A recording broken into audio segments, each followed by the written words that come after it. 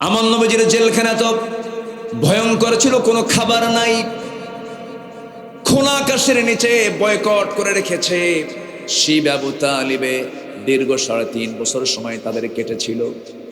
আমার নবীজির সাহাবীরা খাবার না পায়া পায়খানাগুলো এত কোষ্ঠকাঠিন্য হয়ে এত শক্ত হয়ে গেছে যে পায়খানাগুলো ছাগলের পায়খানার মতো কটকটে হয়ে গেছে।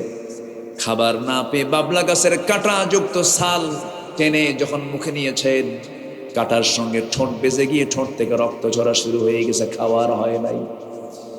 মাঝে মাঝে ওই পাথরের উপরে বছরে 2-1 বার করে বৃষ্টি নাজিল হতো, সেই বৃষ্টির পানিতে পড়া কিছু দুর্বা ঘাস জন্মাতো, সেই ঘাসগুলো চাবায়া চাবায়া সাহাবায়ে কেরাম ক্ষুধা নিবারণ করেছেন। এত কষ্ট স্বীকার করেছেন তারা, 3.5 বছর জেল খেটেছেন। আমার নবীজির কলিজার টুকরা মেয়ে ফাতিমা বিনতে মুহাম্মদ সাল্লাল্লাহু আলাইহি ওয়াসাল্লাম, ফাতিমা রাদিয়াল্লাহু তাআলা আনহা খুব অল্প বয়সে দুনিয়া থেকে বিদায় নিয়েছেন। কেন এত অল্প বয়সে তিনি ইন্তেকাল করলেন? কেন? আমার নবীর ইন্তেকালের মাত্র 6 মাসের মাথায় তিনিও দুনিয়া থেকে বিদায় নিয়েছেন। মূল কারণ ওই যে 3.5 বছর খাবার পান নাই, খাবার না পায়া তাদের পেটের নাড়ি ভুঁড়িগুলো সব শুকিয়ে গেছে, কঠিন রোগে তারা আক্রান্ত হয়ে পড়েছেন। এই যে ত্যাগ, এই যে কোরবানি, এই যে বিশাল বড় ত্যাগ তারা স্বীকার করেছেন। বিজয় দিয়েছেন কে?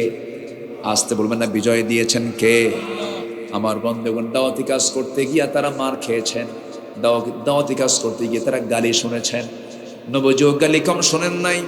রসুলকে পাগল বলেছে, রসুলকে উম্মাদ বলেছে, রসুলকে জাদুকর বলেছে, রসুলকে এমন শব্দ এমন উক্তি প্রয়োগ করেছে, রসুল যা তার মধ্যে চুল পরিমাণ উপস্থিত ছিল না। রসুলকে পাগল বলা মানে, পাগল কাকে বলে? যার মাথার চুলগুলো উস্কো খুস্কো হবে, কথা এলোমেলো হবে। কিন্তু আমার নবী যেমন ব্যক্তিত্ব সম্পন্ন মানুষ ছিলেন, তার চুলগুলো কখনো এলোমেলো কখনো ছিল না। আম্মা জান আয়েশা বলেন, আমি নিজের চোখে লক্ষ্য করে দেখেছি নবীজির লম্বা লম্বা চুল ছিল, কিন্তু নবীজির চুল ছিল মাঝখান সিঁথি, তিনি 2 দিকে চুলগুলো ছেড়ে দিতেন। চুল পরিমাণ আমরা তার চুলকেও এলোমেলো পাই নাই। যেরকম সুবহানাল্লাহ। আমার নবী যত পরিমাণ আতর লাগাতেন, আতর হাতের তালুতে নিতেন, প্রচুর পরিমাণ তিনি আতর লাগাতেন। 2টা জিনিস হাদিয়া নিয়ে যখন নবীজির কাছে আসতো, রাসূল মানা করতেন না। আতর দিলে আতর নিয়ে নিতেন, বালিশ দিলে বালিশটা নিয়ে নিতেন। এটার ক্ষেত্রে তার কোনো না ছিল না। আমার নবীজি যে রাস্তা দিয়ে যেতেন, সে রাস্তা গোটাটাই সুগন্ধে ভরপুর হয়ে যেত। নবীজি মাথায় এত পরিমাণ তেল দিতেন, তেলগুলো চিপ দিয়ে চুয়ে চুয়ে পড়তো। এমন ব্যক্তিত্ব সম্পন্ন মানুষকে তারা বলল পাগল। ইন্নাকা লামাজনুন। রাসূলকে পাগল বলা হলো একমাত্র কারণ তিনি দাওয়াত দিয়েছেন কার পথে? আসতে বলবেন না, কার পথে? দাওয়াত দিতে গেলে কি কি গালি শুনতে হয় বলেন? পাগল। বিগত 16 বছর আমাদেরকে বলেছে জঙ্গি, আমাদেরকে বলেছে সন্ত্রাসী, নাশকতা সৃষ্টিকারী, এরকম করে বহু তোকমা আমাদের বিরুদ্ধে লাগানোর চেষ্টা করেছে। জনগণটা গিলে নাই। যে রাজাকার শব্দটা তারা ব্যান্ড করেছিল, সে রাজাকার শব্দটা ব্র্যান্ড করে দিয়েছেন কে? আসতে বলবেন না, তিনি কে? আল্লাহ। দাওয়াতি কাজ করতে গেলে ভয় নিয়ে করব না, সাহস নিয়ে করব।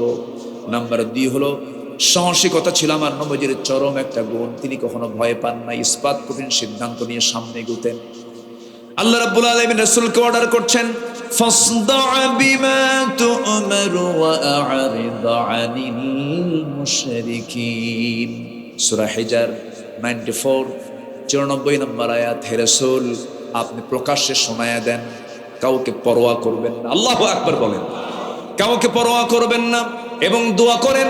যারা পারেন সঙ্গে আমার সঙ্গে ঠোঁট মিলিয়ে বলুন, রব্বানা আফরিগ আলাইনা সাবরান ওয়া সাব্বিত আকদামানা ফানসুরনা আলাল কওমিল কাফিরিন। জোরে বলুন আল্লাহু আকবার। নাম্বার 3 হলো ধৈর্য ধারণ করা। ধৈর্যের পিরামিড ছিলেন তিনি। কি পরিমাণ ধৈর্য তার মধ্যে ছিল! আমার নবীজি সারাটা জীবন মক্কায় থাকলেন। নবুয়তের 13 বছর পার হলো, নবীর বিরুদ্ধে ফরমান জারি হলো, যেখানে পাও হত্যা করে ফেলো। আমার নবীজি একটু হতাশ হলেন না, একটু নিরাশ হলেন না। যখন আল্লাহর পক্ষ থেকেও যখন চূড়ান্ত অর্ডার হয়ে গেল, ঘর থেকে বের হচ্ছেন, সম্পূর্ণ একাকী ঘর থেকে বের হচ্ছেন, সাইয়েদনা আলীকে ডাক দিয়ে বলছেন, আলী রে, আমার ঘরে থাকো, আমার বিছানায় থাকো, কাগজ কলম হাতে নাও। সকাল হওয়ার সঙ্গে সঙ্গে যখন আমার কাছে জমা করে থাকা কিছু সম্পদ যারা রেখে গেছে, এই সম্পদগুলো তাদের হাতে আমার পক্ষ থেকে সব দিয়ে দিবা। আমার নবীজি সাইয়েদনা আলীকে রেখে রাতের আধারে, কি পরিমাণ ধৈর্য আল্লাহ পাক তাকে দান করেছেন, রাতের আধারে নিজের ঘর থেকে তিনি বের হয়ে যাচ্ছেন, আর কাবার দিকে বারবার ফিরে ফিরে তাকান, মিসফালা দিয়ে যান, আর বারবার তাকায় তাকায় চোখের পানি ফেলে ফেলে কেঁদে বলছেন, কাবারে, জীবনের 53টা বসন্ত তোর সঙ্গে কাটায় দিলাম, কিন্তু তোর প্রতিবেশী আবু জাহেল, উতবা, শাইবা, মুগিরা তারা আমাকে থাকতে দিল না, চলে যাচ্ছে, আল্লাহর নির্দেশ হয়েছে। মক্কা ছাড়লেন, হিজরত করে চললেন কোথায়? আসতে বলবেন না কোথায়, আরো জোরে বলেন কোথায়? মদিনায় চলে গেলেন।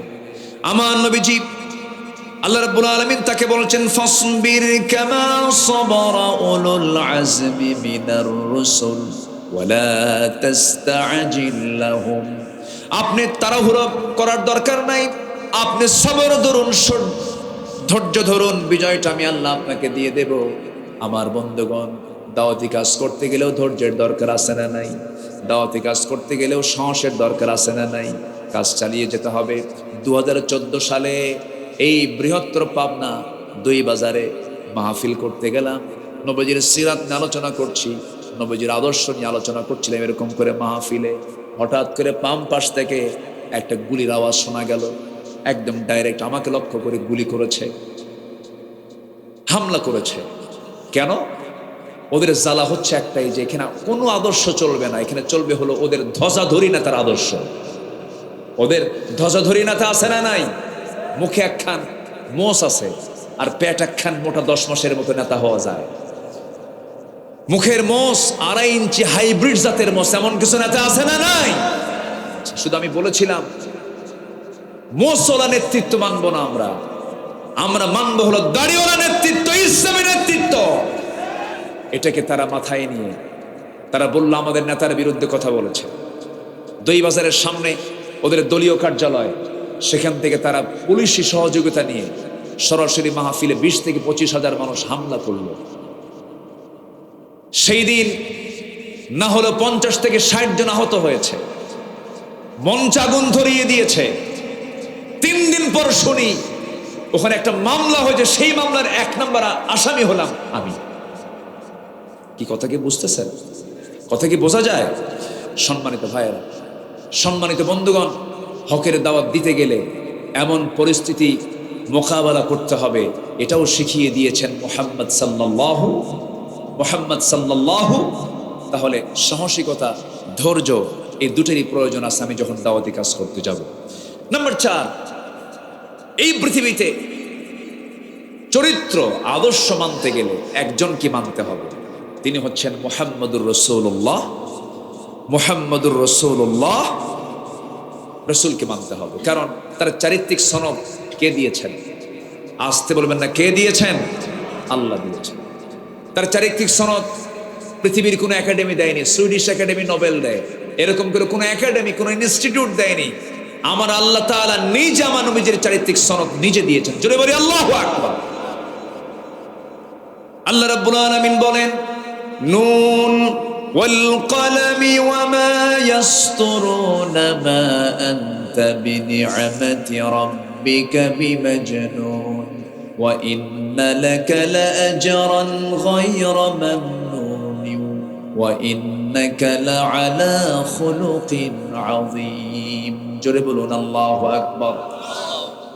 হে নবী, আপনি হলেন সুমহান চরিত্র অধিকারী, সেই চরিত্রকে, সে আদর্শকে আমরা লালন করব। নাম্বার 5 হলো, আমার রাসূল ছিলেন পরিবারের প্রতি দায়িত্বশীল, পরিবারের খুব তিনি যত্নবান ছিলেন। আমার বন্ধুগণ, পরিবারকে সময় দেওয়ার দরকার আছে না নাই বলেন? আছে। নিজে নামাজ পড়লাম, পরিবারকে নামাজের ব্যাপারে খেয়াল রাখলাম না, সন্তানদের নামাজের ব্যাপারে তাকিদ করলাম না, তা হবে না। বরং যেমন কিছু স্বামী আছে নিজে নামাজ পড়ে বউটাকে বেপরদায় রাখে, এমন স্বামী তো বেলকুচিতে মনে হয় নাই। আসতে বলবেন না আছে না নাই? বউকে হুন্ডায় তুলে ঘুরে বেড়ায়, আছে? বেলকুচিতে আছে? বসা। জি, বুঝতে পারতেছে অনেক রাত হয়ে গেছে, একটু কষ্ট হচ্ছে আপনাদের। বউকে নিয়ে ঘুরে ফেরে হুন্ডাই তুলে বেপর্দার পরিবেশ করে গোটা বেলকুচি ঘোরে, এমন স্বামী আছে না নাই? নিজের সুন্দরী বউকে মানুষকে দেখায়, এতে সে খুব তৃপ্তি পায়, আছে কিনা বলেন? এটা কি যত্ন না অযত্ন? যত্ন না অবহেলা? অবহেলা। নিজের বউ নিজের সম্পদ, বউ কখনো অন্যের সম্পদ হতে পারে না। দেখবেন কিছু কিছু পুরুষ আছে বউকে দেখা হুন্ডাই তুলে, কোন হুন্ডা তাও নর্মাল কোনো হুন্ডা না, কি কি R15, R15 update version. Passenger seat হলো দোতলা আর ড্রাইভিং সিট হলো নিচতলা। নিচতলায় ড্রাইভার বসে, দোতলায় বউটাকে বসায়া রাখে যেন জাতির দেখতে যেন অসুবিধা না হয়। দোতলা তো সবাই দেখে। গোটা বিলকুচি দেখায়া বিকেলবেলা নদীর পাড়ে গিয়ে লাল শাড়ি পরায়া, ঠোঁটটাকে লাল বানায়া আঁকায়া, কপালে একখান টিপ বসায়া, চুলটা ছেড়ে দিয়ে অর্ধলগ্ন অবস্থায় তার ছবি তোলে 16 Pro Max আইফোন দিয়ে, যেন ছবি ওর মধ্যেও যেন জীবন্ত জীবন্ত ভাব আসে। অস্পষ্ট কোনো ছবি আপলোড দেওয়া যাবে না। দিল ফেসবুকে আপলোড করে, লিখলো সেখানে আর্টিকেল লিখতেছে, প্রিয় ভাইয়ের আসুন সবাই মিলে আমার বউটাকে জামাতের সাথে দেখি। যেরকম নাউজুবিল্লাহ। বউ কি জাতীয় সম্পদ? বউ কি পাবলিক না পার্সোনাল? আচ্ছা বলেন, বউ কি পাবলিক না প্রাইভেট? ও দেখেন ফেসবুকের ভাষায় কথা বলে। সম্মানিত ভাইয়েরা, তাহলে এই যে পরিবারের প্রতি অযত্ন, এটিকে থাকা যাবে? রাসূল তা শিখিয়েছেন। আমার নবীজি একদিন হাঁটতেছেন, অপ্রয়োজনীয় একটা আওয়াজ ফাতিমার কণ্ঠ থেকে নবীর কানে চলে আসলো। আমার নবীজি ঘরের মধ্যে ঢুকে গেলেন, ঢুকে গিয়ে বলছেন, ফাতিমা তোমার অপ্রয়োজনীয় একটা আওয়াজ আমার কানে আসলো। এই আওয়াজটা যদি অন্য কোনো পরপুরুষের কানে চলে যেত তোমার গুনাহ হয়ে যেত, এমনটা করা উচিত নয়। আমার নবীজি একদিন দরজায় দাঁড়ানো এক অন্ধ সাহাবী নবীর সঙ্গে দেখা করার জন্য আসতেছেন। আমার রাসূল বলছেন, আয়েশা ভিতরে চলে যাও। আমার এক সাহাবী আমার সাথে সাক্ষাৎ করার জন্য আসে, হুজুর সে তো অন্ধ মানুষ। রাসূল বলছেন, আয়েশা সে অন্ধ হতে পারে, তুমিও কি অন্ধ নাকি? ভিতরে চলে যাও। কি যত্নশীল তারা ছিলেন, কি যত্নবান আমার রাসূল ছিলেন। পরিবারের প্রতি সর্বক্ষণ তিনি নজরদারি রাখতেন, খেয়াল করতেন, সন্তানদেরকে নসিহা করতেন। কারণ কু আনফুসাকুম ওয়া আহলিকুম নারা, নিজে বাঁচো, তোমার পরিবারকে জাহান্নামের আগুন থেকে বাঁচাও।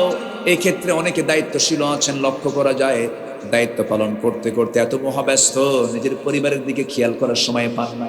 এরকমও কিন্তু আছে। এই মিসিংটা হয়ে যায়, এটা হওয়া যাবে না।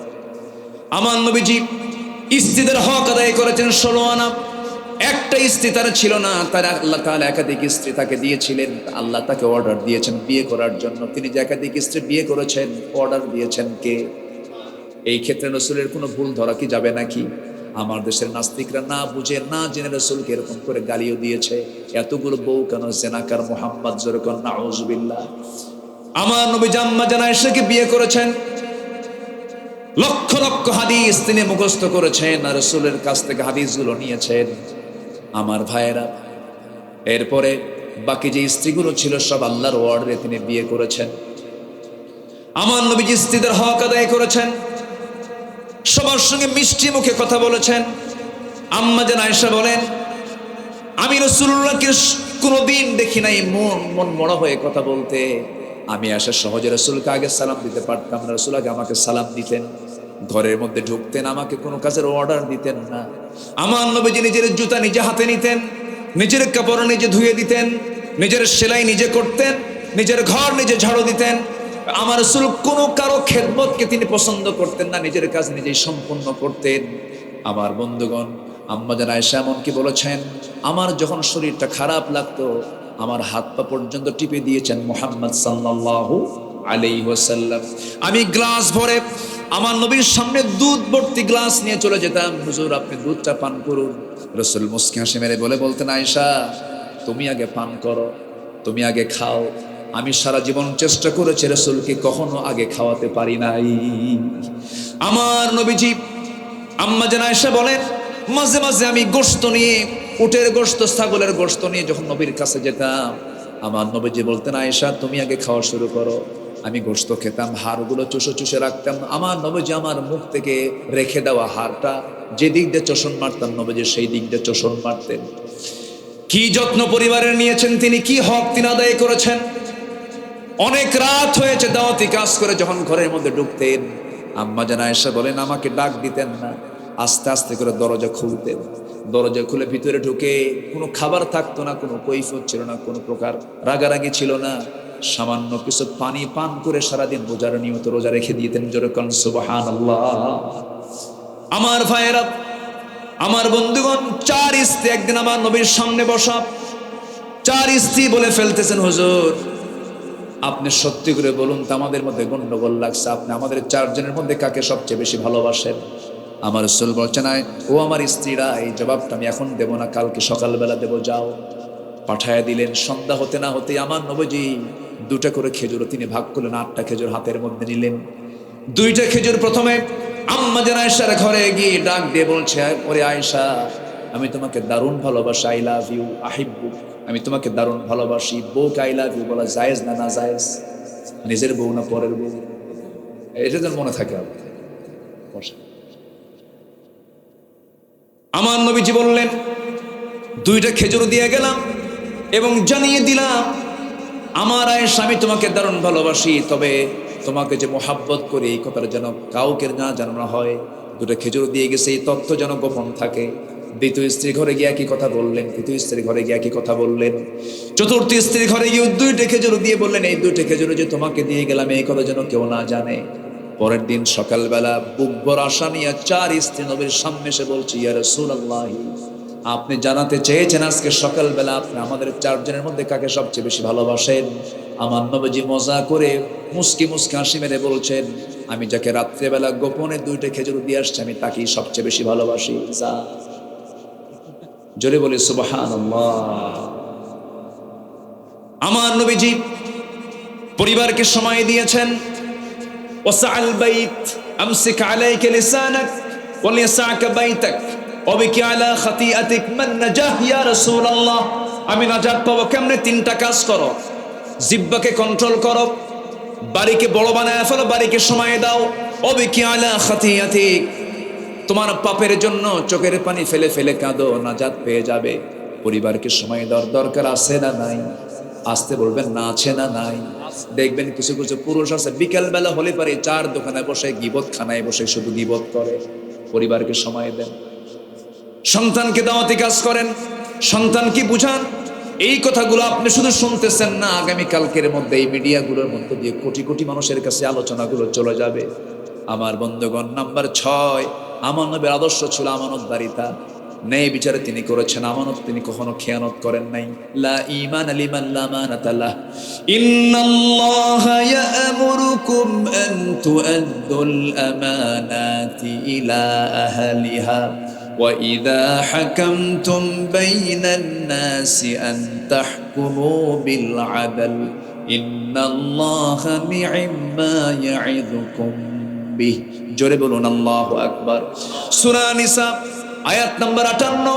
আল্লাহ তাআলা অর্ডার দিয়েছেন আমানতকে তোমরা রক্ষা করবে, আমানতের কখনো খেয়ানত করবে না। আমানত নাই যার, ঈমান নাই তার, ওয়াদা ঠিক নাই যার, ঈমান নাই তার, বলেছেন মুহাম্মদ সাল্লাল্লাহু আলাইহি ওয়াসাল্লাম। আমানতটাকে ঠিক রাখার চেষ্টা করব আমরা, জোরে বলি ইনশাআল্লাহ। বনের সম্পত্তি মেরে খাওয়া ভাই বেলকুচি নাই? আছে? বলবো না বিপদে পড়বেন? বলবো বলবো বিপদে পড়বেন না তো? বিপদে পড়লেও তো কিছু করার। বনকে সম্পদ বুঝায় দেয় না, আছে না নাই?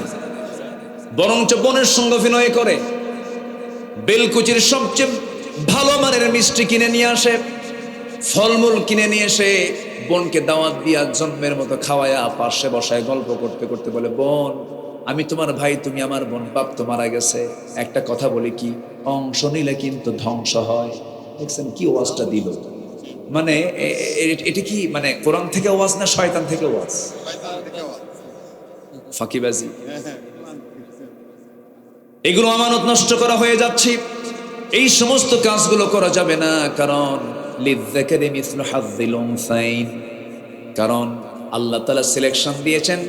আল্লাহ তাআলা মিরাস উত্তরাধিকারের সম্পদগুলো বন্টনের জন্য সম্পূর্ণ ডিসকাস করে বলে দিয়েছেন। সূরা নিসা পড়বেন এবং বলেছেন শেষে ওয়াতিলকা হুদুদুল্লাহ, এই অংশ বন্টন মানতে গিয়ে তোমরা সাবধান থাকবে, এগুলো কিন্তু আল্লাহর সীমা। ওয়া ইয়াসিল্লাহ ওয়া রাসূলাহ, যারা এই সীমাকে লঙ্ঘন করবে তারা ইদখিলহু নারান, তারা জাহান্নামে চিরকাল স্থায়ীভাবে বসবাস করবে। নাউযুবিল্লাহ। আমার বন্ধুগণ, আমানতদারিতা রক্ষা করতে হবে, ন্যায় বিচার। আমার নবীজির বিচার ব্যবস্থা এমন ছিল, স্বাধীন ছিল, কোনো ব্যক্তি দেখে বিচার রাসূল কখনো করেন নাই। ডাকাতের বিচার করেছেন, ডাকাতের মশানে বিচার করেছেন। এক লোক খুন করেছে, ডাকাতি করেছে, অপহরণ করে উটগুলো নিয়ে চলে গেছে এবং রাখালকে হত্যা করে সব উটগুলো যখন অপহরণ করে নিয়ে যায়, নবীর কাছে রিপোর্ট চলে এলো। রাসূল বললেন ওকে যেখানেই পাও সেখানেই ধরে আনা হলো। রাসূল বললেন ওর হাত পা বাঁধো। দিয়েছিল কি না? পানি দেয় নাই, এক চুল পরিমাণ পানি দিবা না, বালু চাটতে চাটতে ও মরুক। আল্লাহু আকবার বলেন। আমার নবীজির বিচার কত কঠোর ছিল। সারা জীবন ওয়াজ শুনেছে, রাসূল ছিলেন দয়ার সাগর, কিন্তু রাসূল দয়ার সাগর, যেখানে দয়ার সাগর হওয়া দরকার সেখানে দয়ার সাগর ছিলেন, যেখানে কঠোর হওয়া দরকার সেখানে কঠোর ছিলেন। আল্লাহু আকবার। এক ফাতিমা নামে মহিলা চুরি করে ধরা পড়েছি, উচ্চ বংশীয় সেই সমাজের। নবীর কাছে রিপোর্ট আসলে রাসূল বললেন কোনো কথা নাই, হাত কাট। ওয়াসসারিকাতু ওয়াসসারিকু ওয়াসসারিকাতু ফাকতাউ আইদিয়াহুমা, কোনো কথা নেই, চোর চুন্নি হাত কাটা। হাত কাটার অর্ডার হয়ে গেছে। ওমরে ফারুককে ম্যানেজ করে ওই বংশের লোকেরা বলছে ওমর তোমার কথা রাসূল বুঝে শুনবেন, তুমি একটু যাও তো, দেখো তো সুপারিশ করা যায় কিনা। আমার রাসূল সামনে বসা, ওমরে ফারুক সামনে গিয়ে বলছেন ইয়া রাসূলুল্লাহি, দেখুন তো একটু কিছু করা যায় নাকি। সম্ভ্রান্ত পরিবারের মেয়ে চুরি করে ধরা পড়েছে, হাত কাটলে তো মান সম্মান চলে যায়। আমার নবীর চেহারা রক্তিম হয়ে গেল, লাল লাল বর্ণ হয়ে গেল, চক্ষু লাল হয়ে গেছে। রাসূল বলছেন ওমর তোমার দারাজ কণ্ঠ গেল কোথায়? আজকে যদি ওই ফাতিমা না হয়ে, ওই উচ্চ বংশীয়ার কথা তুমি বলছো, ওই ফাতিমা না হয়ে যদি আমার ফাতিমা বিনতে মুহাম্মদ যদি চুরি করে ধরা পড়তো, আমি রাসূল নিজ হাতে সবার চোখের সামনে আমি নিজে হাত কেটে দিতাম। আল্লাহু আকবার বলেন। ন্যায় বিচার। নাম্বার 7 হলো এতিম, নিকটাত্মীয়, প্রতিবেশীর সাথে সদাচরণ। দেখবেন সমাজে কিছু লোক আছে নিজের ভাইয়ের সঙ্গে সম্পর্ক নেই, ধর্ম ভাই বানায়, নিজের বাবার সঙ্গে সম্পর্ক নেই, ধর্ম বাপ বানায়। আছে নাকি বলতে? এগুলো আছে, এগুলো ভুয়া। এগুলো কি বলেন তো? ভুয়া।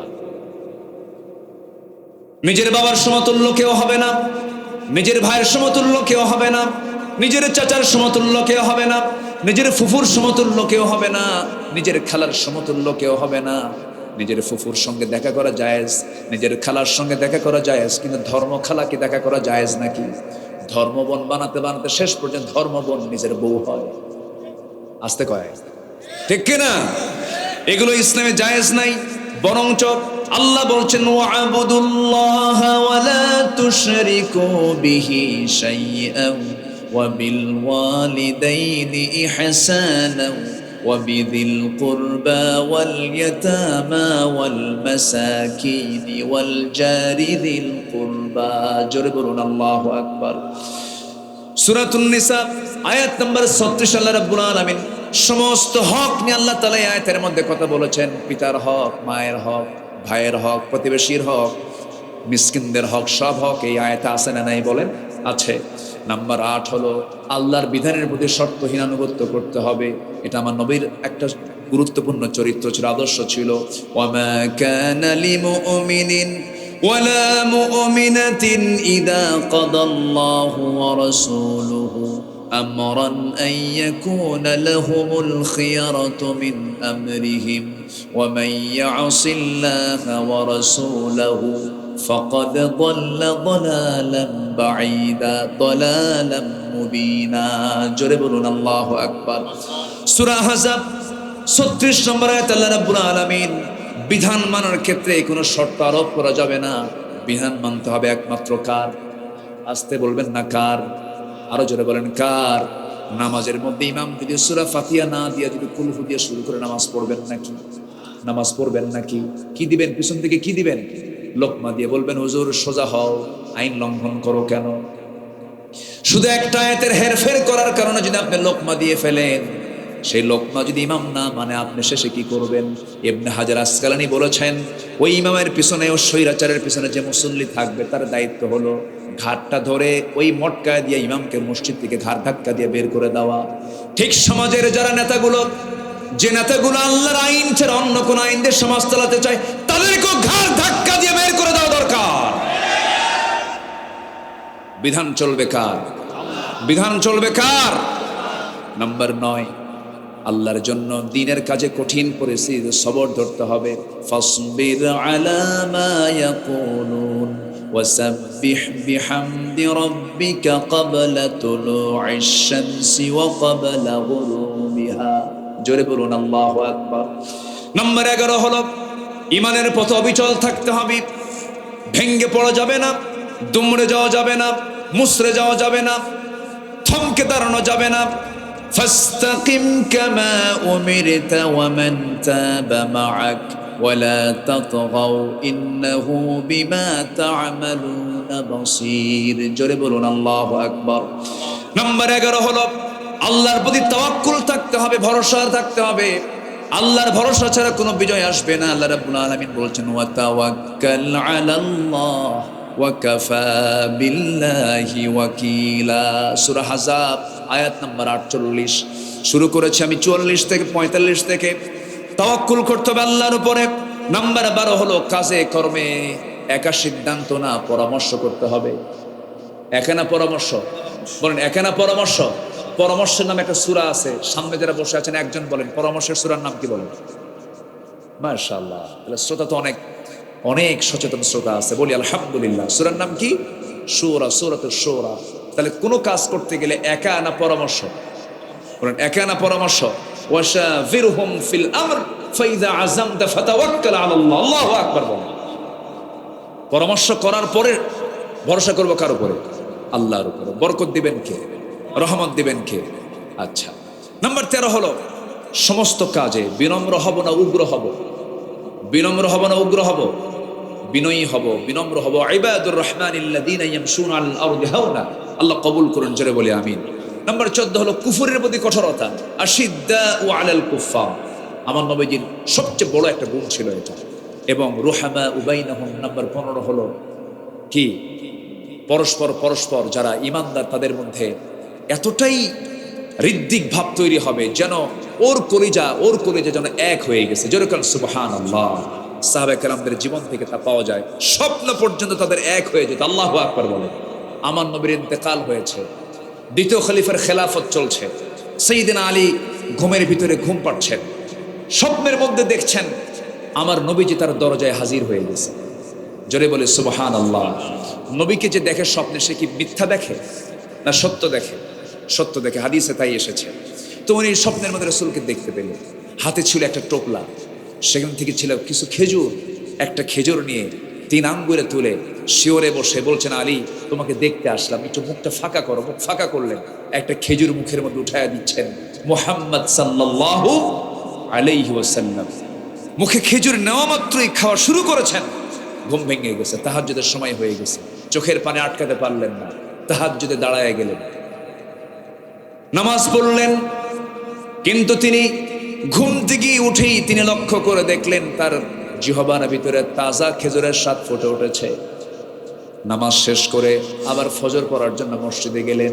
নামাজ পড়াচ্ছেন বেতনভুক্ত কোনো ইমাম নয়, নামাজ পড়াচ্ছেন অর্ধদিনের শাসনকর্তা ওমর ফারুক রাদিয়াল্লাহু তাআলা আনহু। এখান থেকে একটা বিষয় স্পষ্ট হলো, বাইতুল মুকাররমের খতিবকে আমরা দেখতে চাই বেতনভুক্ত না, বঙ্গভবনের মানুষ। কাকে দেখতে চাই আমরা? বঙ্গভবনের বাসিন্দা যে হবে সে বাইতুল মুকাররমের ইমাম হবে। জোরে বলি ইনশাআল্লাহ, আর জোরে বলি ইনশাআল্লাহ। সাইয়েদনা ওমর ফারুকের জীবন থেকে তাই শিক্ষা পাই। নবীর জীবন থেকে তাই শিক্ষা পাই, যিনি হবেন ইমাম তিনি হবেন রাষ্ট্রনেতা, ঠিক কিনা?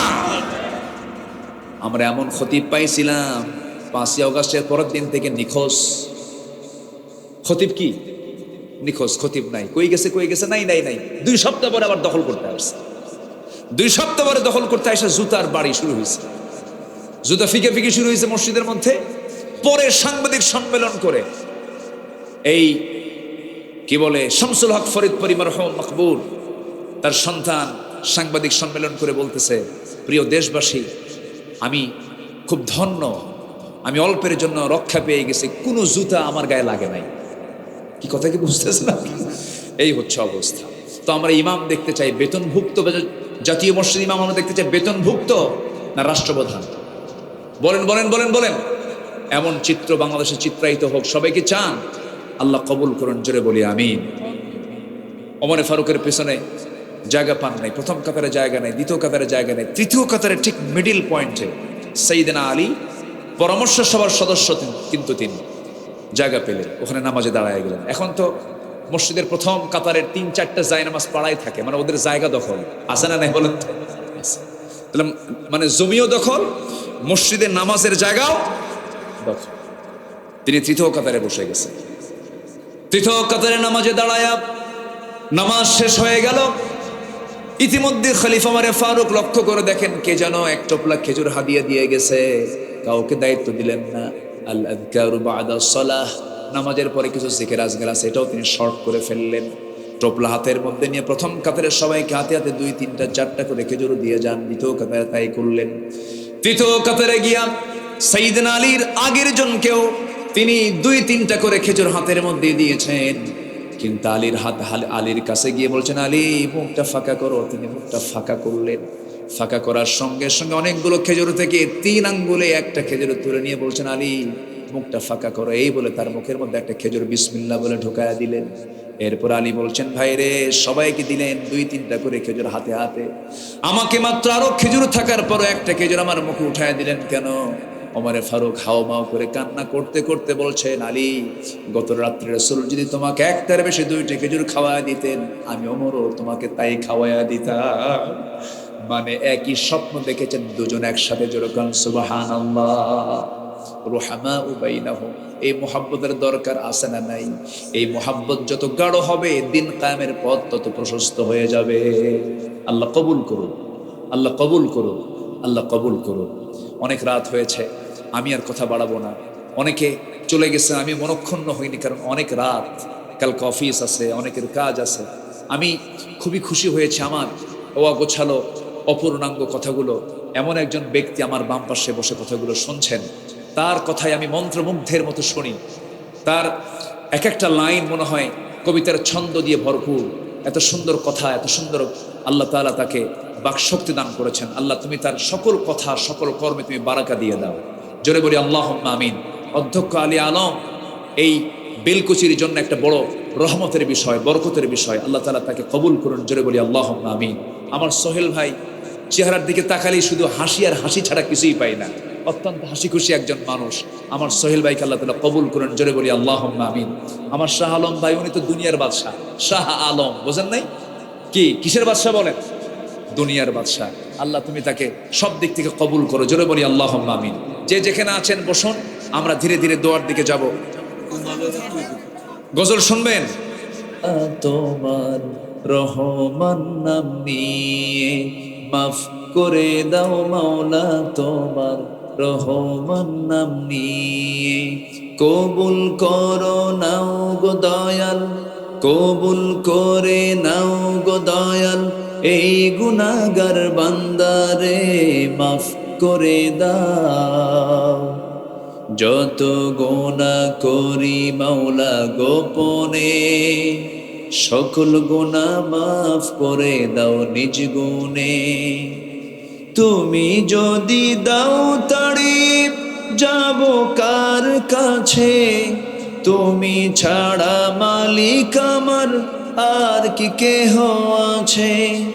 রহিম তুমি দয়ার সাগর, কবুল করো আমারে, মাফ করে দাও, মাফ করে দাও মাওলা, তোমার রহমান নাম নিয়ে।